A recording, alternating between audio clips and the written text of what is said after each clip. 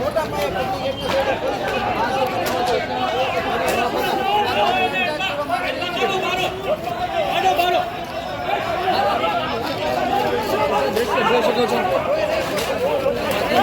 સીધા દ્રશ્યો બતાવી રહ્યા છીએ. અટક કરવામાં આવ્યો છે. સીધા દ્રશ્યો જોઈ શકો છો. બોટાદ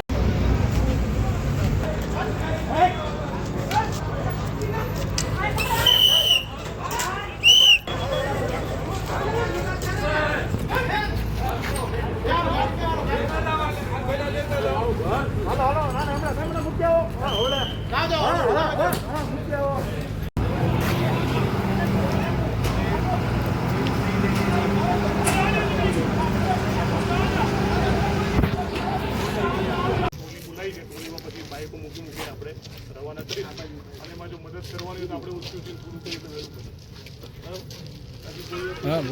માધુરી કરવા જતાની પૈકી લોકો પણ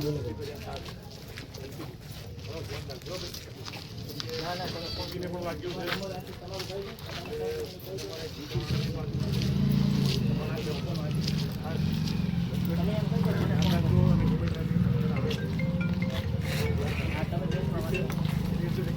કોઈ બાઇક લઈને સામે બાઇક પડે 5-7 જણા ઉપર ગયો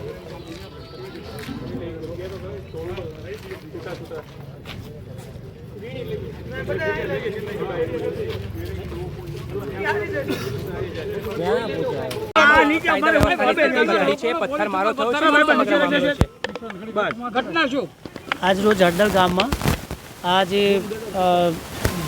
ગેરકાયદેસર મહાપંચાયતનું જે એલાન કર્યું હતું એ સંદર્ભે અમુક લોકો અહીંયા ભેગા થયા હતા. એટલે પોલીસ એમને ડિટેન કરવા માટે અને ગેરકાયદેસર મંડળી જે લોકોએ બનાવી હતી એને વિખેરવા માટે આવી તો એ લોકોએ પોલીસ ઉપર પથ્થરમારું ચાલુ કરી દીધું અને પોલીસની ગાડીમાં પણ નુકસાન કરી અને ગાડી પલટી મારી.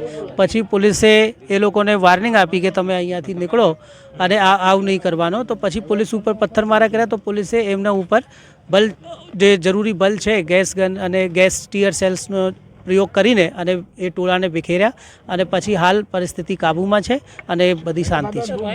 કેટલા લોકોની અટકાયત થઈ છે અત્યારે એક્ઝેક્ટ આંકડો નહીં પણ અહીંયાથી જે લોકો મંડળીમાં હતા એ લોકોની અટકાયત કરી છે. એમાં 20 લોકો હશે.